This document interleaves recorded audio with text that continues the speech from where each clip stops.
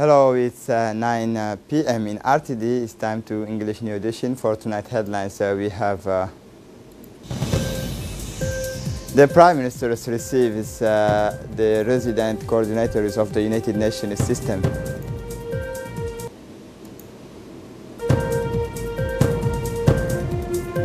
For the international scene, Kim Jong-un has arrived in Vietnam for his summit with Donald Trump. Welcome to our newsroom. The President of the Republic, His Excellency Ismail Omar Guelleh, addressed today, Tuesday, a message of congratulations to the Emir of the State of Kuwait, Sheikh Sabah Al-Ahmed Al-Jabir Al-Sabah, whose country celebrates the birthdays of his National Day.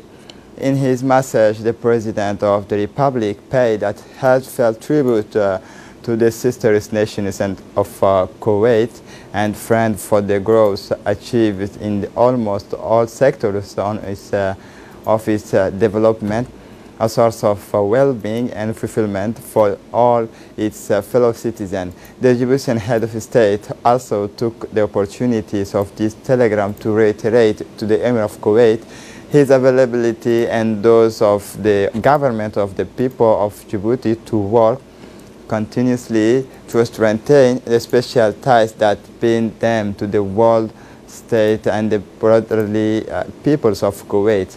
Apart from strengthening our bilateral relations, be sure, Your Majesty, that the Republic of Djibouti will never fail to point both within the regional, continental, multilateral and international structures its solidarity and connivance with the state brother and friend of Kuwait, wrote President Guelleh, who reiterated his greetings to the Emir of Kuwait and all the citizens of this brother and friend country. The Prime Minister and acting head of government, Abdul Qadir Kamil Mohammed, has received this Tuesday, February 26, in the morning, Ms. Barbara Monzi, the resident coordinators of the United Nations systems in Djibouti. The audience took place in the Hall of Honors of the Premature in the presence of the Secretary General of the Prime Minister, Naguib Abdallah Kamil. Mr. Abdul Qadir Kamil Mohammed congratulated Ms. Barbara Monzi on her recent appointment as resident coordinators and invite her after the usual greetings to speak. Ms. Monzi said she was honored to be received by the Prime Minister and praised the effort of the Republic of Djibouti and the leadership of the President of the Republic. Indeed, she continued, Djibouti is a champion in achieving the Sustainable Development Goal.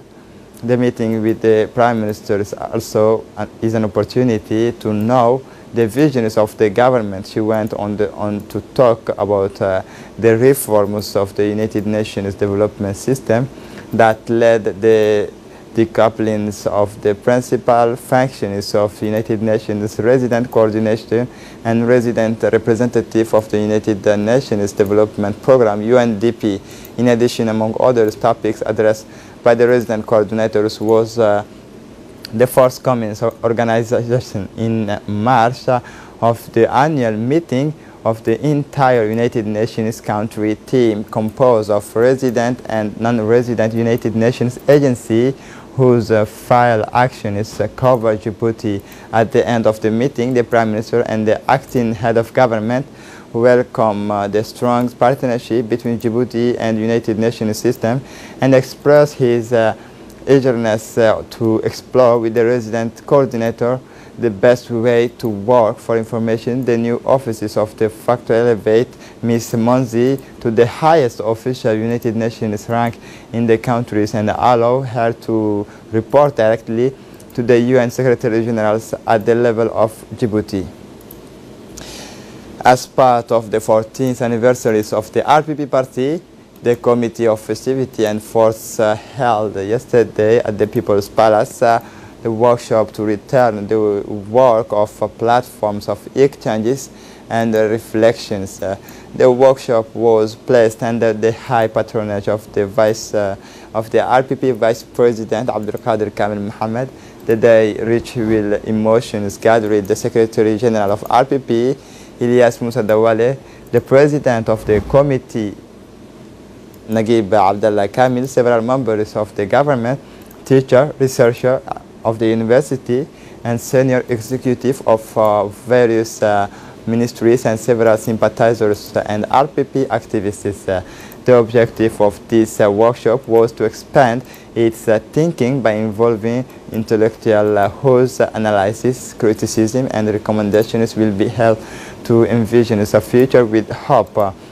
Four great themes was on the agenda, namely how to promote exchange between intellectuals of the RPP party, peace and national harmony, the participations of Djiboutian women in political and partisan life, and finally how to make development more inclusive and profitable to all Djiboutians, especially to the youth of the countries. Each theme was presented by a research professor from the University of Djibouti. The chairman of the committee ad hoc, Mr. Naguib Abdallah Kamil, said the platforms of exchanges and meeting between the party and the intellectuals is an initiative of the vice president of the party to enhance the celebrations of the 40th anniversaries of its creation. The RPP occurred in 1979 in Dekil, a crucial and decisive step in the safeguarding of the unity and national cohesion, according to the chairman of the ad hoc committee, Mr. Naguib Abdallah Kamil. He came back to the pioneers of the ABA, which is the openings of few men, first and foremost, President Gele, and the different teams in the platforms, its debate. The Secretary General of RPP, Ilyas Moussa Dawale, said that this meeting is an opportunity for us to better guide our party and to better understand the need of our people, how to make development more inclusive and profitable to all Djiboutians, especially to the youth of the country. During his speech, the Prime Minister and Vice President of RPP Party, Abdul Qadir Kamil Mohammed, indicated that this workshop of reflections will involve the party for the good of the people, how to make development more inclusive and profitable to all Djiboutians, especially to the youth of the countries, the participations of Djiboutian women in political and partisan life.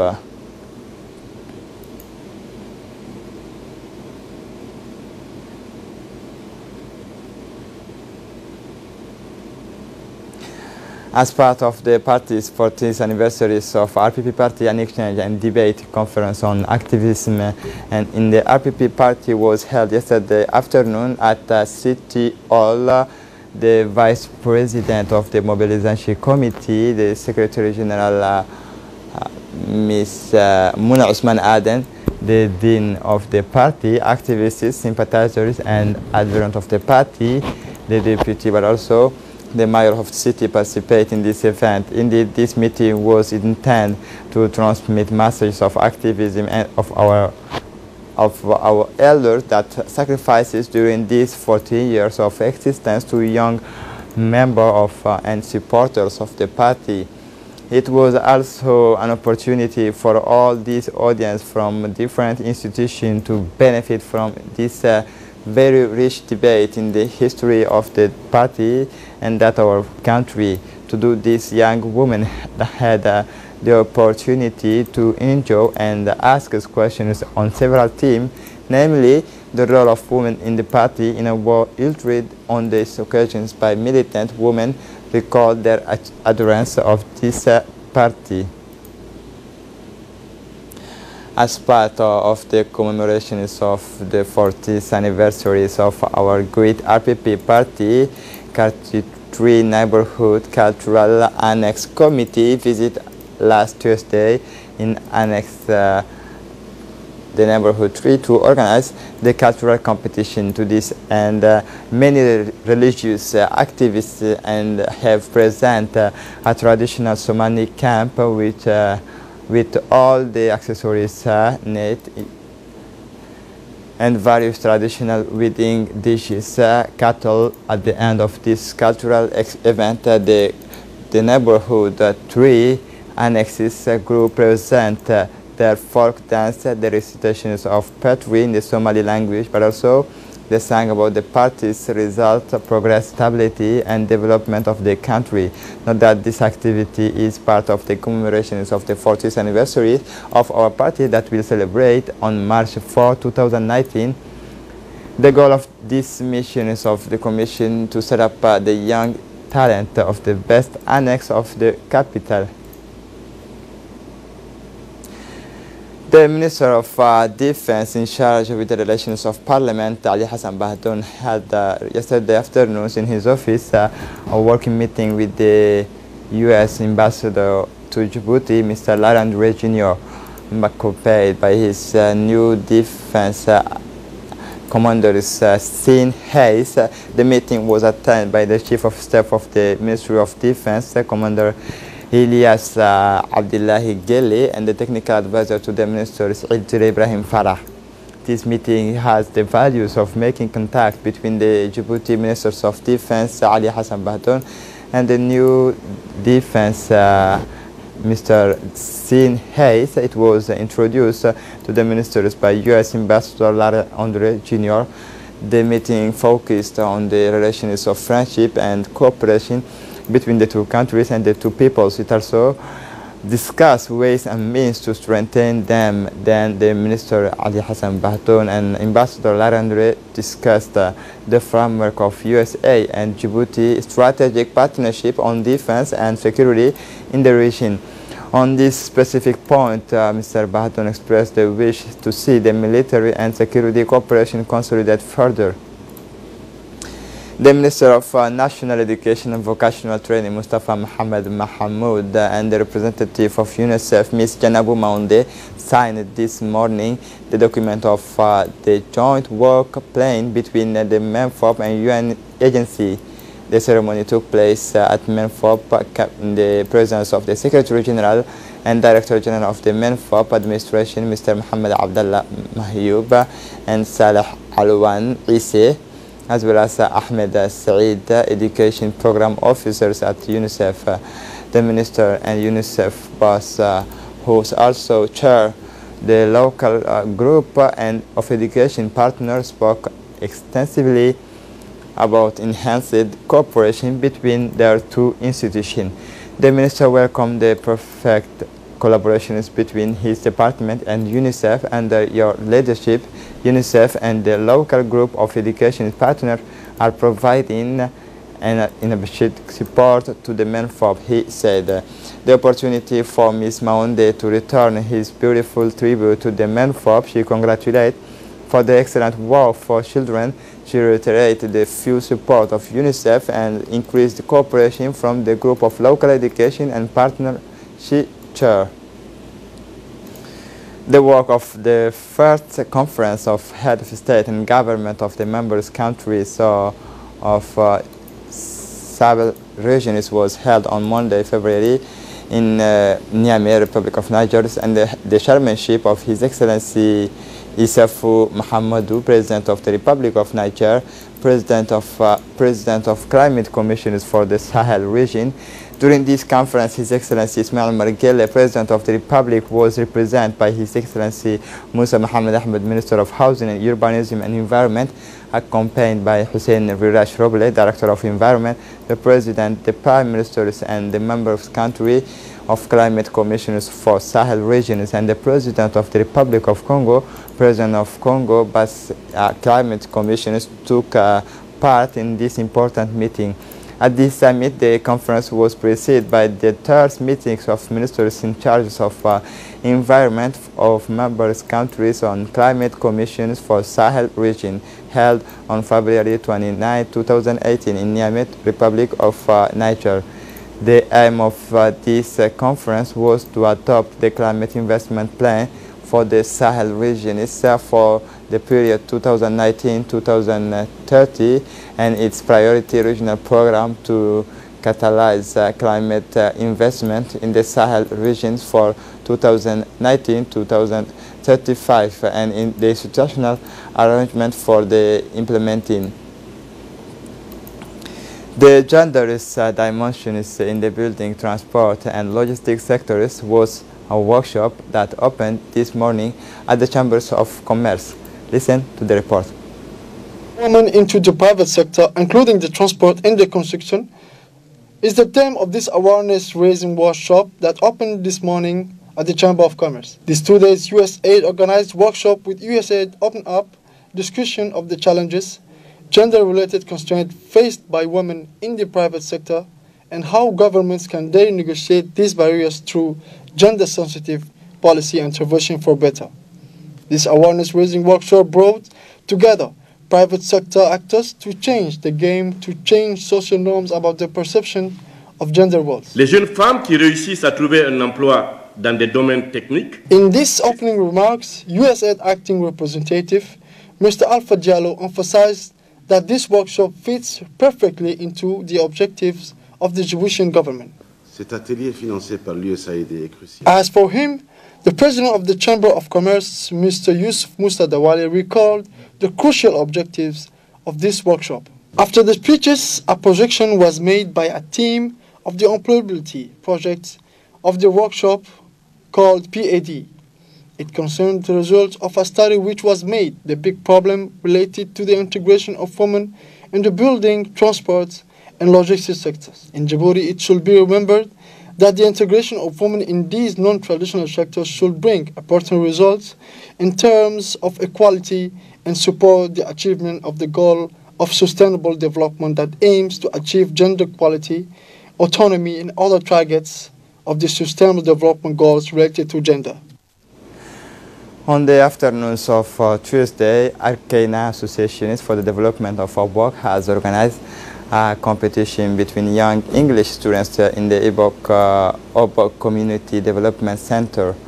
Were invited to the event the following personalities: Mr. Musa Ali Mohammed, General Inspector of Sport, Mr. Khadija Ibrahim Idris, Administrative and Financial Director of the Secretary of State for Youth, Mr. Ahmed Ali Hamadou, the RPP Obok Federationist Kamil Dini Mohammed, Deputy Director of CDC, Mr. Qasim Ali Mohammed, President of the Arcana Association, and other members of the Obok City. The objective of this competition was to first see the level of the learning these young people, and also promote English in Obok region. For the international scene, Kim Jong-un has arrived in Vietnam on Tuesday after long journeys through China from a second meeting with Donald Trump that is fraught with stakes given the largely symbolic measures of the declarations for previous Singapore summit. Listen to the report. Jong-un arrived in Vietnam on Tuesday after a long rail journey through China for a second meeting with Donald Trump that is fraught with stakes given the largely symbolic nature of declaration of the previous Singapore summit. The Vietnamese capital was preparing to welcome on Wednesday and Thursday this new appointment between the North Korean leader and the US president, who hopes to achieve the denuclearization of Pyongyang, even if he says he is ready to take his time. Kim Jong-un arrived in Dong Dong Station, Vietnam's border with China, after a 4,000-kilometer odyssey aboard his famous olive green armored train with a yellow border, AFP reporter said. This is the first trip of a North Korean leader to Vietnam since that of his grandfather Kim Il-sung in 1964. More than 86% of Cubans said yes to their new constitution. The Cubans approved the reforms of their constitutions. In other words, they support the Cuban Communist Party. Listen to the report. 86% of Cubans said yes to their new constitution. The Cubans approved the reform of their constitution. In other words, they support the Cuban Communist Party. A campaign of pleas for the yes in the referendum had been conducted by regime. The opposition illegal in Cuba had to be limited, the campaigning for the no on social networks, the media ignoring it, and SMS being censored. The text of the constitution was also criticized by the Catholic Church for its unique ideology But in the end, 84% of Cubans expressed themselves and more than 86% of them approved the new constitution. We believe that the constitution has already been ratified and should be officially ratified very quickly to begin its development process and implementation. And of course, when it is officially published, the constitution will be promulgated, said the president of the Electoral Commission, Alina Balcero. Before being published, the new constitution must still be proclaimed by the parliament during a session in the month of April. This is an updation of the 1976 constitution. This new text reaffirmed the unique role of the Cuban Communist Party, CCP, while recognizing the market, private property, and foreign investment aimed at reviving an economy undermined by shortage. This is it for the news. Thanks for watching us.